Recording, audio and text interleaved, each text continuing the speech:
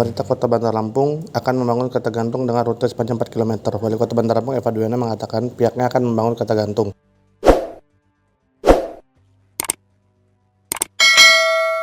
Kereta gantung tersebut akan menghubungkan dari rumah dinas wali kota ke salah satu pulau yang menyebut panjang rute kereta gantung sekitar 4 km dengan panjang rute kurang lebih 3,5 sampai 4 km.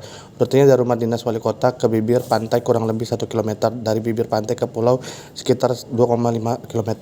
Yang mengatakan pembangunan kereta gantung ini sudah dalam pembahasan. Kereta gantung ini sudah dibahas dengan pihak ketiga, investor dari Cina. Mereka datang bulan Juli, kita diundang ke sana sekalian pemaparan. Skema kerjasamanya 50-50. Ya, mohon doanya kepada masyarakat agar pembangunan kereta gantung ini segera terrealisasi. Mohon doanya, ini akan menjadi wisata spektakuler dan pertama yang ada di Indonesia. Mengajak sudah, ini kemarin mereka datang dan nanti insya Allah bulan Juni ya, Juli kita diundang ke sana. Sekalian kita pemaparan semua gambarnya, semua ini kan dari mereka.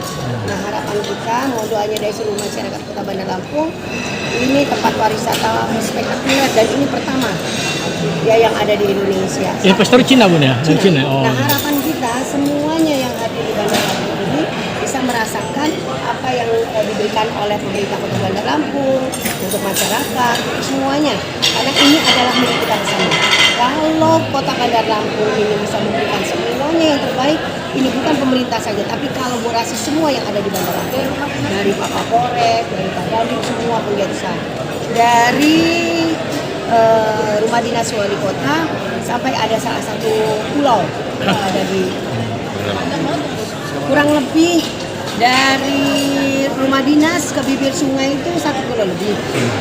Dari bibir sungai, bibir laut ke pulau ini kurang lebih 2,5 kilo.